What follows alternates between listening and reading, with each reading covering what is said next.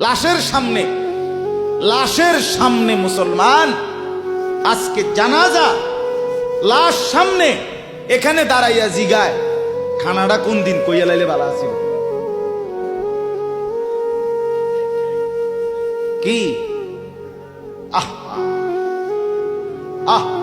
মানুষ কার জন্য শিক্ষালেন?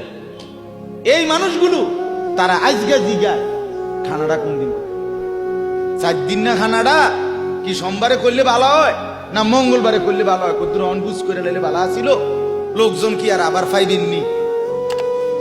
মানুষটিরে আবার কইটু আইবেন, আজকেই কইয়া লাইলে ভালো। ফলে জানাজার লাশের সামনে দাঁড়াইয়া আগে কইয়ালায় সবাই খেয়াল রেখেন সোমবারে খানা।